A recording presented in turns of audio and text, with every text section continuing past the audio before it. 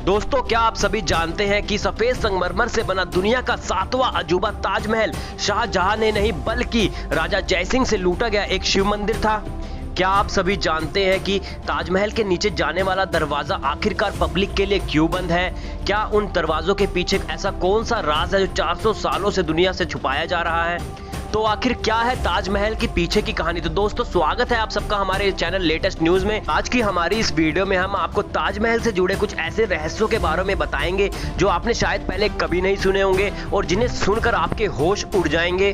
तो दोस्तों, इस वीडियो को एंड तक जरूर देखिएगा। तो बचपन में जो भी हमें ताजमहल के बारे में हिस्ट्री की बुकों में बताया जा रहा है वो सभी बातें गलत हैं, हमें गुमराह करने की एक साजिश है। तो भारतीय होने के नाते आप सभी को पूरा सच जानने का पूरा अधिकार है। तो दोस्तों, इस वीडियो के एंड में कमेंट सेक्शन में अपनी राय जरूर बताइएगा और इस वीडियो को ज्यादा से ज्यादा शेयर जरूर कीजिएगा। तो दोस्तों, चलिए शुरू करते हैं। इन तथ्य को सुनने के बाद आपके पैरों के नीचे से जमीन खिसक जाएगी।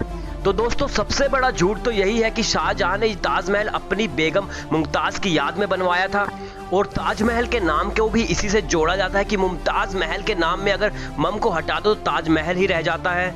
और दोस्तों, सबसे बड़ी बात तो यह है कि इस्लाम धर्म में महल नाम का कोई शब्द ही नहीं होता है और उर्दू में भी इसका कोई मतलब नहीं है। तो चलो, अगर हम इन बातों को नजरअंदाज कर भी दे तो मुमताज का असली नाम तो अर्जुमंद बागुन बेगम था, जिसमें मुमताज तो कहीं भी नहीं आता। और दोस्तों, अगर आपको हमारी भी बात पे विश्वास नहीं होता तो आप सभी गूगल करके चेक कर सकते हैं। तो दोस्तों, ऐसी क्या मजबूरी हुई कि शाहजहां को अपनी ही बेगम का नाम बदलकर मुमताज रखना पड़ा? तो दोस्तों, इसके पीछे की जो सबसे बड़ी वजह है वो ये है कि ताजमहल का जो असली नाम था वो था तेजू महल, जो कि एक संस्कृत शब्द है। जो कि तेजू महल एक बहुत प्रसिद्ध मंदिर था, इसलिए बेगम का नाम मुमताज रख दिया गया ताकि इसे ताजमहल के नाम से जोड़ा जा सके, ताकि लोगों को गुमराह किया जा सके। और ये बात तो आप सभी जानते ही हैं कि अंग्रेजों से पहले भारत देश पर मुगलों का कब्जा था और उन्होंने ना जाने ही कितनी ही इमारतों और मंदिरों को गिराकर उस पर अपने मस्जिद बनवा ली। तो ये 42 एकड़ का ताजमहल, जो कि अपने आप में ही एक नायाब इमारत थी, ये कैसे बच जाती? दोस्तों, महल अपने आप में ही एक शिल्प या राजा महाराजाओं के रहने का एक बड़े मकान होने का संकेत देता है और मुगल सल्तनत में कभी भी किसी बड़ी मस्जिद को महल या मकान नहीं कहा जाता था। महल शब्द राजपूतों और राजाओं द्वारा एक आलीशान मकान को कहा जाता था। तो अगर ताजमहल शाहजहां ने बनवाया होता तो क्या इसका नाम ताजमहल होता? तो दोस्तों, इन बातों से ये साफ हो जाता है कि ताजमहल शाहजहां ने अपनी बेगम मुमताज के लिए बनवाया। ये सिर्फ एक मनगढ़ंत कहानी है जो जानबूझकर लोगों को गुमराह करने के लिए फैलाई गई। तो चलिए दोस्तों, अब बात करते हैं ताजमहल की बनावट की। तो दोस्तों, क्या आप सभी ने कभी नोटिस किया है कि ताजमहल की दीवारों पर ओम लिखा हुआ है? चलिए छोड़िए, लेकिन ताजमहल के गुम्बद पर भी एक हिंदू मंदिर होने का संकेत है। तो दोस्तों, ताजमहल तो आप सभी ने देखा होगा, लेकिन शायद इतने ध्यान से कभी नहीं देखा होगा। तो दोस्तों, ये तस्वीर है ताजमहल के भारी गुम्बद की, जो कि एक त्रिशूल की तरह नजर आता है। और अगर मैं आपको इस पे जूम करके दिखाऊं तो आप देख पाएंगे कि गुम्बद की शिखर पे जो आकृति है वो एक नारियल की तरह प्रतीत होती है और उसके ठीक नीचे आम के पत्ते दिखाई देंगे और उसके ही ठीक नीचे आपको एक कलश दिखाई देगा। और इसी तरह का सेटअप मंदिरों और घरों में किसी भी पूजा के समय देवताओं के आवाहन के लिए लगाया जाता है। और इसके अलावा जो 4 मार्बल के बड़े बड़े पिलर्स हैं, इन्हें भी मंदिरों में ही पूजा के लिए बनाए जाते हैं और ऐसे अलग स्टाइल का पिलर कभी भी मस्जिदों में नहीं बनाया जाता। और जो अगला सबूत मैं आपको बताने जा रहा हूँ वो ये है कि ताजमहल के अंदर की मेन जगह जो पब्लिक के लिए ओपन है, वहां पर दीवारों पर आपने ये नक्काशी जरूर देखी होगी। दोस्तों, ये धतूरे के पेड़ का प्रतीक है जो कि शिवजी पर चढ़ाया जाता है। साथ में आपको ओम की कलाकृति की झलक भी दिख रही होगी।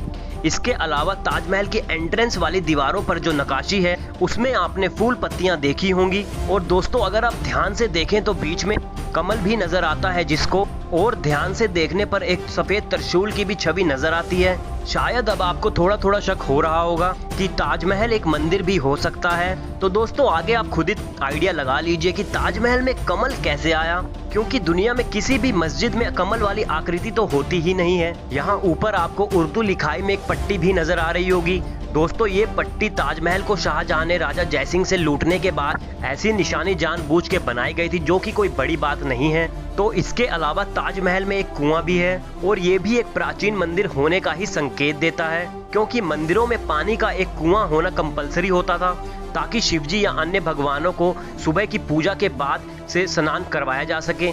लेकिन आपने देखा होगा कि किसी भी मस्जिद में इतना बड़ा जल स्रोत नहीं होता और ना ही बनाया जाता है।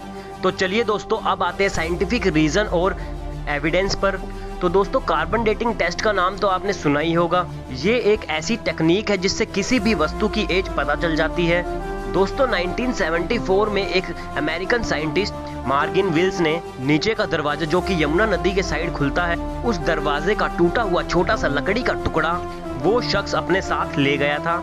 और जब वहां पर अमेरिका की लैब में उसने टेस्ट किया कि वो तो उसने पाया कि वो शाहजहां के राजा बनने से भी 300 साल पुराना है। तो इसका मतलब क्या है? इसका मतलब साफ साफ यही अर्थ है कि वो दरवाज़ा वहाँ पहले से मौजूद था, क्योंकि ताजमहल एक प्राचीन शिव मंदिर ही था।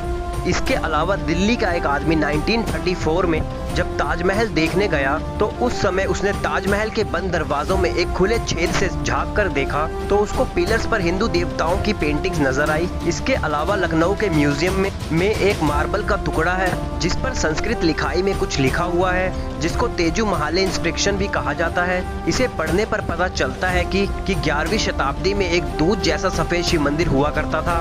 इतना सुंदर और मजबूत था कि शिव जी एक बार उस मंदिर में आए और उनका जाने का मन ही नहीं किया। हालांकि गवर्नमेंट ने इन सभी सत्य और तथ्यों को कार्बन टेस्ट की तरह ही नजरअंदाज कर दिया ताकि भविष्य में कभी भी कोई भी विवाद नहीं हो। पर दोस्तों, बड़ा सवाल ये भी है कि 22 कमरे और ताजमहल का बाकी का हिस्सा सरकार ने बंद किया तो किया, क्यों ताजमहल के अलग अलग हिस्सों के कार्बन डेटिंग की परमिशन नहीं दी जाती? आखिर इसके पीछे का रहस्य क्या है? तो दोस्तों, आपका इन तथ्यों के बारे में क्या कहना है? प्लीज़ हमें अपना जवाब कमेंट के थ्रू ज़रूर दीजिए। और अगर वीडियो पसंद आए तो वीडियो को लाइक कीजिए, और अगर आप चैनल पर नए हैं तो चैनल को सब्सक्राइब करना बिल्कुल भी मत भूलिएगा। धन्यवाद।